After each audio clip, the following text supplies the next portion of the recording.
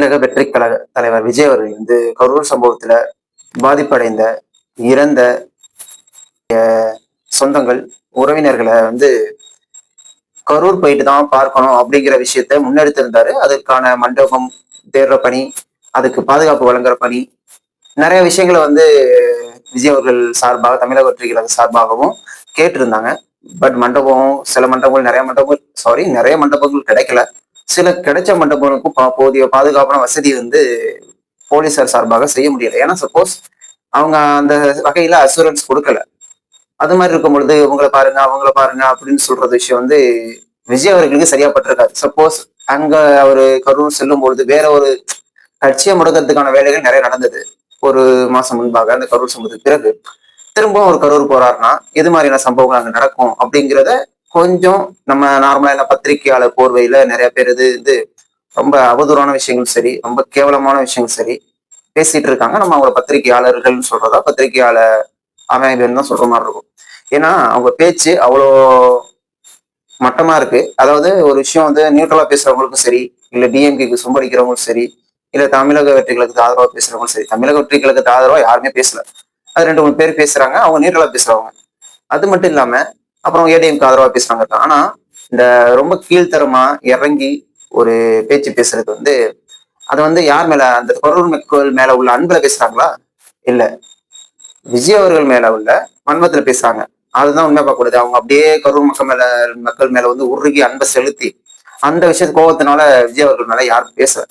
ஏன்னா இப்போ நம்ம ஒரு விஷயத்த ஒரு கண்ணோட்டத்துல இது நடந்துச்சு, இப்படி ஒரு விஷயத்த பார்க்கணும், நம்ம டிஎம்கே ஆதரவாளர்கள், அப்ப நம்ம இப்படிதான் பேசணும், ஓகேவா அப்படிங்கிற ஒரு நிலைப்பாட்டை எடுத்துக்கிட்டு சில விஷயத்த அப்படியே போக்கஸ் பண்ணி பேசுறது. சரி, ஓகே, அவரு இப்போ ஒரு தவறு நடக்குது, அது மக்கள், பாதிக்கப்பட்ட மக்கள் அங்கதான் போயிட்டு பார்க்கணும், இதுதான் மரபு. ஆனா இந்த விஷயங்களை அவரு ஏன் எதனால செய்ய முடியல, அதுக்கு என்ன எதனால பேசல அப்படிங்கிற விஷயத்த யோசிக்கணும். இல்ல நீ கூர்ந்து ஆராய்ச்சி வச்சுட்டு அதுக்கப்புறம் பேசணும். இல்ல அது பேச முடியலையா, அப்போ அதை விட்டுரு. அப்புறம் எதுக்கு தவறான விஷயங்களை ரொம்ப ஃபேமிலி கொண்டு இழுத்து ஒரு வக்ரமா பேசுற பேச்சு ரொம்ப நாளாவே நடந்துகிட்டு இருக்கு. இது தமிழக வெற்றிகளை சார்பாக யாரும் முன்னாடி பேசல. இப்ப அந்த கரூர் மக்களை மீட் பண்ணதுக்கு அப்புறம் எல்லாருமே வெளியே பேச ஆரம்பிச்சிருக்காங்க. இந்த அரசியல் களத்துல விஜய் அவர்கள் தாக்குப்பிடிப்பாரா அப்படிங்கிற விஷயம் தான் பார்க்கப்படுது. ஏன்னா இப்போ இந்த இந்த கட்சியை முடக்கலாம்னு சொல்லி ஒரு பெரிய விவாதமே நடந்துச்சு, சரிங்களா? விஜய் அவர்கள் இல்ல, பட் அவரை பத்தின விவாதம் நிறைய போயிட்டே இருக்கு. அப்போ சில பேர் என்ன சொல்றாங்க, அவருடைய பாப்புலாரிட்டி மற்றும் அவருடைய ஒரு மாற்று சக்தியா திகழ்றாரு, அந்த காரணத்துக்காக தான் இது மாதிரி அவரை பற்றின பேச்சுக்களும் சரி, அவருக்கு தேவையான ஆதரவும் சரி கிடைச்சிட்டே இருக்கு. இது மக்கள் மத்தியில அவருக்கு ஒரு 100க்கு 90% அந்த கரூர் பிரச்சனையில் யாரும் அவரை குற்றம் சொல்லல. ஏன்னா அங்க நடந்தது ஒரு அரசோட பிழை அப்படிங்கிற மாதிரிதான் மக்களுமே பாக்குறாங்க. அதை மாத்தி ஒரு விஜய் அவர்கள் தான் அது காரணம் அப்படிங்கிற செட் பண்ண ஒரு ட்ரை பண்ணாங்க. பட் அது கொஞ்சம் நடக்கல, அது கொஞ்சம் உல்டாவா மாறிடுச்சு. இப்ப இந்த நிலைமையில விஜய் அவர்கள் திரும்ப அவங்க போயிட்டு பார்த்தாங்கன்னா அது பிரச்சனையாகும் சொல்லிட்டு தான் அவர் கூட்டு வச்சு மக்கள்கிட்ட ஆறுதல் பண்ணி, அது நம்ம நிறைய வீடியோஸ் பார்த்திருப்போம், நிறைய பத்திரிகையில படிச்சிருக்கோம். நிறைய விஷயங்கள் பார்க்கும் பொழுது அந்த போயிட்டு வந்த மக்கள் எல்லாருமே என்ன சொல்றாங்கன்னா, அவங்களுக்கு தான் இவர் ஆறுதல் சொல்ல கூப்பிட்டு இருந்தார். ஆனா இப்ப லாஸ்ட் என்ன ஆச்சுன்னா, சென்னைக்கு போயிட்டு இவங்க அவருக்கு ஆறுதல் சொல்லிட்டு வர்றது மாதிரி நடந்துச்சு. அது மாதிரி நிலைமை தான் மாறி இருக்கு.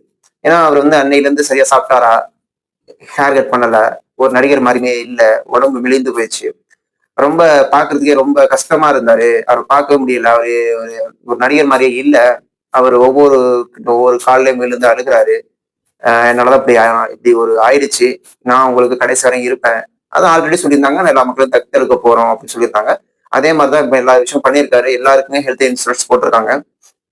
அது மட்டும் இல்லாம அந்த ஒரு சின்ன குழந்தை இழந்த அம்மா கிட்ட சொல்லியிருக்காங்க, என்னோட செல்லத்தை இழந்துட்டேன் அப்படிங்கிற மாதிரி பேசியிருந்தாரு. ஏன்னா ஒரு சின்ன குழந்தை அவர் மீது உள்ள பற்றுனால அந்த குழந்தை இறந்து போயிருக்கு. அந்த விஷயத்துல அது ரொம்ப உடஞ்சு போயிருப்பாரு. ஆனா அதை யாருமே ஆக்சுவலா என்ன, விஜய் அவர்கள்னா ஒரு எதுவுமே மனசே இல்லாத ஆளு, அரசியலுக்காக என்ன வேணாலும் பேசலாம் அப்படிங்கிற ஒரு நிலைப்பாடை எடுத்துட்டு பேசிட்டு இருக்காங்க பல பேர். அது இப்போ அவரு எல்லார் காலையும் விழுகிறாரு. ஒரு 8 பேர் இருக்காங்க, 10 பேர் இருக்காங்க, 10 பேர் காலையும் விழுந்து அழுகிறாருன்னா ஒரு விழுந்து அழ வேண்டிய அவசியம் என்னன்னு ஒரு கொஸ்டின் மார்க் கேட்கலாம். ஏன்னா கோடி ரூபாய் பணம் வச்சிருக்காரு, கோடி ரூபாய் சொத்து வச்சிருக்காரு. இப்ப விஜய் அவர்கள் இடத்துல வேற எந்த தலைவர்களும் வேற யாராச்சும் இருந்தா இப்படி எல்லாம் இருக்க வாய்ப்பு இல்லை. காலில் விழுந்து அழுக வாய்ப்பே இல்லை. எவனும் விழமாட்டான். சரிங்களா? இப்ப இவர் விழுந்து அழுகிறாருன்னா அதுக்கு ஒரு மரியாதை நம்ம கொடுக்கணும். ஆனா அதை கூட உதாசீனப்படுத்தி பேசுற பேச்சுக்கள் வந்து சரியானதா படல. ஓகே, அப்போ நம்ம இந்த விஷயத்திலேயே மக்கள் வந்து அவர் மேல எந்த கோபமும் இல்லை அப்படிங்கிற மாதிரி ஒரு விஷயம் தெரியுது. ரெண்டாவது, அமௌண்ட் ஒரே ஒரு பெண்மணி வந்து என்ன பண்ணிருக்காங்கன்னா, கணவனை இழந்த பெண்மணி வந்து 20 லட்சம் ரூபாயை திருப்பி அனுப்பியிருக்கோம் அப்படிங்கிற மாதிரி ஒரு நியூஸ் வந்து இப்ப பரவலா பேசப்பட்டு வருது. அதுக்கு காரணம் என்ன சொல்றாங்கன்னா, அவர் இங்க வரல, நான் அங்க போயிட்டு பார்க்க முடியாது, அதனால உங்க பணமும் தேவையில்லை அப்படிங்கிற மாதிரி அனுப்பியிருக்காங்க.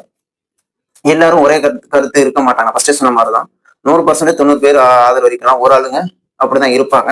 அதுல எங்கேயும் கொண்ட உள்நோக்கம் கற்பிக்க வேண்டிய அவசியம் அவங்களுக்கு தமிழக வெற்றி கழகம் சார்பா இல்லை. அப்படி இருக்கும் பொழுது அது ஏதோ ஒரு கோபத்து வெளிப்பாடு, அதை சரி பண்ணிடுவோம் அப்படிங்கிற ஒரு விஷயத்தான் சொல்லியிருக்காங்க. அதையுமே அவங்க சரி செஞ்சிருவாங்க. ஆனா இப்ப அந்த குடும்பத்துக்குமே கடைசி வரை இருக்க போறது இவர் தான். அந்த விஷயத்தையுமே சொல்லியிருக்காங்க. ஒரு குழந்தைக்கும் கல்யாணம் ஆகுறது வந்து படிப்பு செலவுல இருந்து அன்னை அந்த வீட்டுல ஒரு அந்த இடத்துல இறந்து போன இடத்துல இருந்தா என்ன பண்ணுவாங்களோ அனைத்துமே அவர் செய்யறாரு. அந்த குழந்தை சப்போஸ் இன்னொரு குழந்தை பிறந்து அவங்களுக்கு வர படிப்பு செலவுல இருந்து அந்த பையன் வேலைக்கு போறதுல இருந்து கல்யாணத்துல இருந்து எல்லாமே இவரே இந்த செலவை அவரை பாக்குறேன் அப்படிங்கிற ஒரு நம்பிக்கை வார்த்தையை விதைச்சிருக்காரு. பிளஸ் அவங்க வீட்டு குடும்பத்துல ஒருத்தவங்களா இருந்து நான் அந்த விஷயம் எல்லாமே பண்ணுவேன் அப்படின்னு உறுதியும் கொடுத்திருக்காரு. இன்னமும் இந்த தேர்தலுக்கு 5-6 மாதங்கள் தான் இருக்கு. இந்த 5-6 மாதங்களை தமிழக வெற்றி கழகம் எப்படி யூஸ் பண்ணிக்க போகுது, தமிழக வெற்றி கழகத்தை யார் யூஸ் பண்ணி எப்படி அரசியல் செய்ய போறாங்க, எந்தெந்த கட்சிகள் எந்தெந்த கட்சிகளுக்கு கூட்டணிக்கு போவாங்க, எது மாதிரியான இன்னமும் சிக்கலை ஏற்படுத்த அரசு முற்படும், இல்ல திமுக அரசு அவங்களுடைய இந்த ஆட்சியை தக்க வச்சுக்க எது மாதிரியான நிலைப்பாடு எடுப்பாங்க அப்படிங்கிற விஷயத்தை எல்லாத்தையுமே நம்ம பொறுத்திருந்து பார்க்கலாம். தேங்க்யூ.